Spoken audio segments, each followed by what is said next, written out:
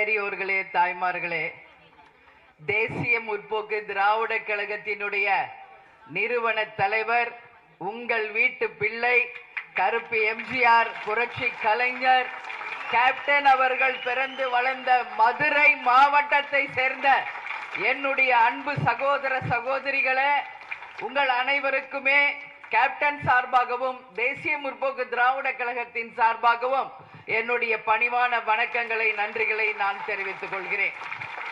நான் ஒவ்வொரு நாளும் வீட்டில இருந்து நான் பார்த்துக்கிட்டு தான் இருந்தேன். என்னடா நான் லேட்டா வந்திருக்கேன்னு நினைக்காதீங்க, நான் வந்து கால் வச்சிட்டேன்ல.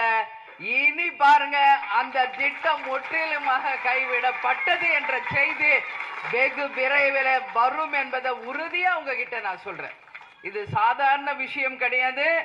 நேத்து நான் சேனல்ல பார்த்துக்கிட்டு இருந்தேன், ஒட்டுமொத்த நம்ம மக்களும் ஒன்னு திரண்டு நடத்தினீங்களே பேரணி.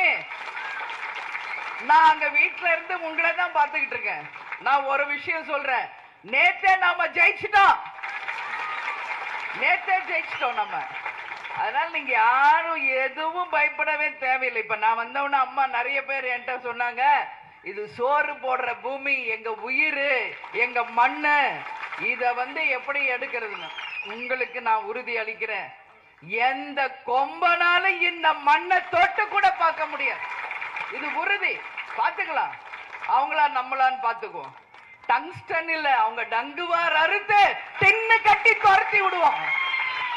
சாதாரண பெண்கள் கிடையாது, புலிய மரத்தால் அடிச்சு விரட்டிய வீர பெண்கள் நாம எல்லாருமே. நம்ம மண்ண, நம்ம பூமிய தொட விட்டுருவோமா? வாய்ப்பே கிடையாது என்பதை உறுதியா உங்களுக்கு நான் சொல்றேன். இதுல எந்த ஒரு துளி அளவும் உங்களுக்கு பயம் வேணாம்.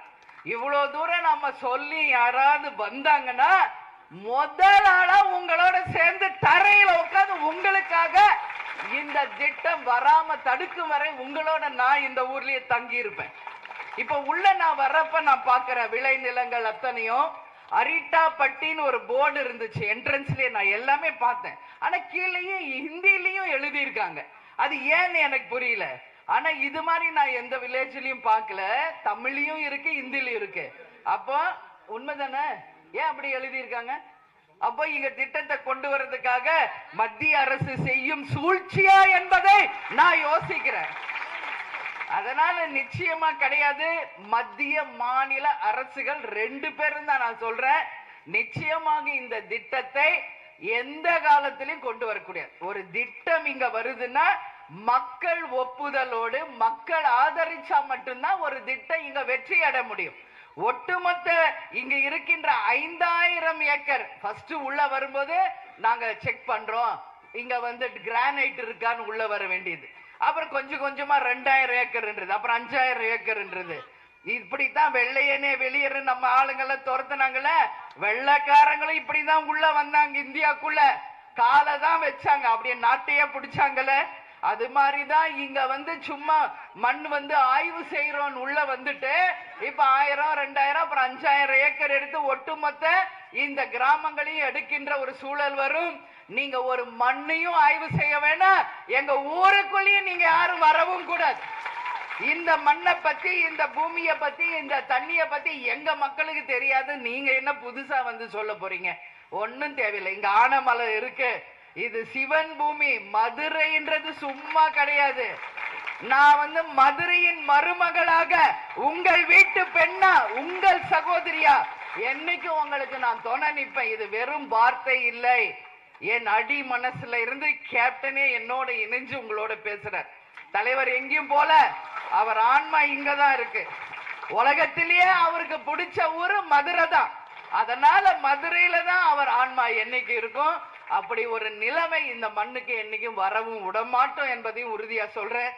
ஏன்னா கடந்த வருஷம் 2024 பிப்ரவரி மாசம் தீர்மானம் நிறைவேற்றினாங்க. நவம்பர் மாசம் வரைக்கும் தமிழக அரசு அதை பத்தி வாய திறக்கல, தடுப்பு எதிர்ப்பும் குரலும் கொடுக்கல. இது கட்டாயமாக மத்திய மாநில அரசுகள் 2 பேரும் சேர்ந்து மக்களுக்கு உறுதி அளிக்கணும். இந்த திட்டம் முழுவதுமாக ரத்து செய்யப்பட்டது அப்படிங்கிற செய்தி வரும் வரை நான் நிச்சயமாக மக்களோட தேசிய முற்போக்கு திராவிட கழகம் நாங்க நிற்போம். அரிட்டாப்பட்டி, நாயக்கர்பட்டி, மீனாட்சிபுரம், மேலூர் தாலுகா முழுக்க எல்லா எத்தனை கிராமங்கள், அரிட்டாப்பட்டி, வல்லாளப்பட்டி, நாயக்கர்பட்டி, மீனாட்சிபுரம், நரசிங்கம்பட்டி, தெற்கு தெரு, மாங்குளம், கிடாரிப்பட்டி, புலிப்பட்டி, எட்டுமங்கலி, அதே மாதிரி கல்லம்பட்டி உட்பட 48 கிராமங்கள். இங்க பல்லுயிர் தரம், சணற்படுகை, கொள்ளியல் துறை ஆகியவை அடங்கிய கிராமங்கள். அது மட்டும் இல்லைங்க, இதை நிச்சயமாக அரசுகள் வேளாண் மண்டலமாக, அதுவும் பாதுகாக்கப்பட்ட வேளாண் மண்டலமாக நிச்சயமாக அறிவிக்க வேண்டும்.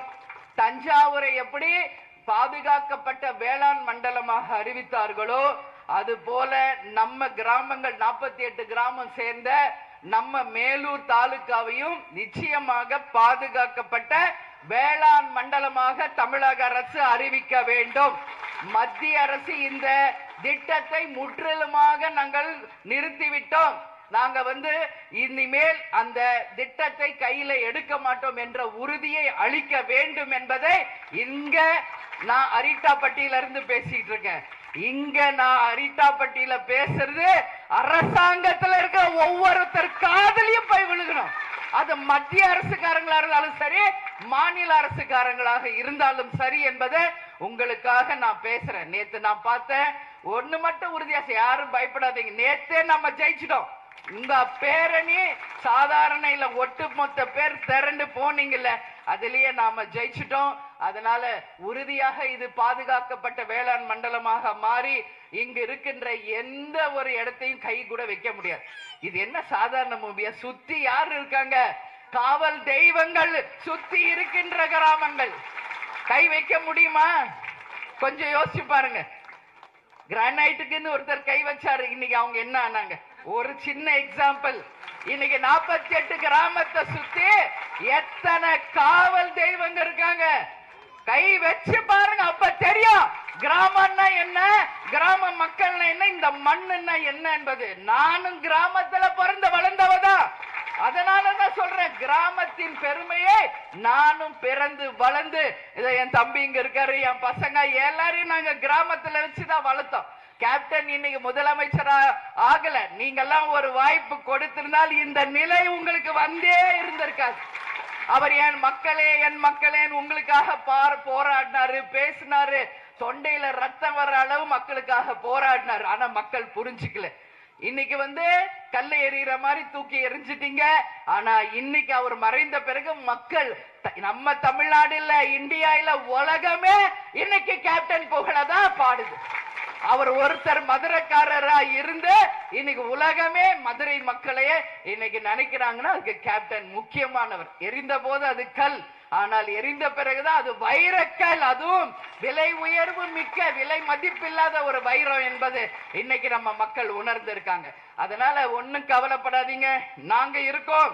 கேப்டன் என்னெல்லாம் பணிகளை விட்டுட்டு போனாரோ, அவர் கனவு, லட்சியம், கொள்கை, நிச்சயம் அத்தனையுமே மக்களுக்காக செய்து அவர் கனவு திட்டங்களை உறுதியாக மக்களுக்காக கொண்டு வரும் வரை நாங்கள் ஓய மாட்டோம் என்பதை உறுதியா உங்ககிட்ட நான் சொல்றேன். இதுல எந்த மாற்று கருத்துமே இல்லை. எனவே நீங்க எல்லோரும் தைரியமா இருங்க, உறுதியா இருங்க. நாளை மறுநாள் நான் முக்கியமான ஒருத்தரை சந்திக்க போறேன். இங்க இருந்து போயிட்டு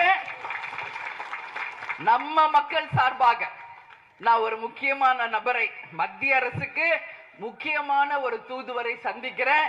அவரை சந்திக்கும் போது ஒட்டுமொத்த மக்களின் பிரதிநிதியாக நம்ம மண்ணினுடைய அருமை பெருமையை சொல்லி மத்திய அரசுக்கு உடனடியாக இந்த தகவலை கொண்டு சென்று இந்த திட்டத்தை முழுவதாக ரத்து செய்யப்பட்டது அப்படிங்கிற செய்தியை வெகு விரைவில் கொண்டு வர நிச்சயம் நான் உங்களுக்காக பாடுபடுவேன். அது மட்டும் இல்லை, மாநில அரசுகிட்டையும் நான் கேட்டுக்கிறேன், இந்த மேலூர் ஃபுல்லா பாதுகாக்கப்பட்ட வேளாண் நிலமாக நிச்சயமாக மண்டலமாக அறிவிக்க வேண்டும். இது ரெண்டுமே நடக்கணும் அப்படின்னு சொல்லி நான் சொல்றேன். நிச்சயம் நடக்கும், பயப்படாதீங்க. அதனால உங்க எல்லாரையும் நேரடியாக சந்திச்சு உங்கள் உணர்வுகளில், உங்கள் பயத்தில், உங்கள் துக்கத்துல பங்கேற்க வந்திருக்கேன். இன்னைக்கு வந்தாச்சு. இனி நீங்க எதுவும் கவலைப்பட வேணாம். நிம்மதியா சாப்பிட்டு தூங்குங்க. நாம ஜெயிச்சுட்டோம், தைரியமா இருங்க. அந்த மாதிரி ஒரு திட்டம் இங்க எந்த கொம்மை வந்தாலும் கை கூட வைக்க முடியாது என்பதை மீண்டும் உங்ககிட்ட நான் சொல்றேன். எனவே உங்க அத்தனை பேரையும் சந்திச்சதுல உண்மையில் மகிழ்ச்சி. நீங்களாம் அப்படியே உட்கார்ந்து இருக்கணும். நான் உங்களோட வந்து அங்க உட்கார்ந்து புகைப்படமும் எடுத்துக்குவேன். அது உங்களுக்கும் அந்த புகைப்படத்தை தருவேன். வெற்றி பெற்ற பிறகு மீண்டும் வந்து உங்களை எல்லாரையும் நான் சந்திச்சு அந்த வெற்றியில உங்களோட நானும் பங்கேற்பேன். எங்கள் கட்சியும் பங்கேற்கும்.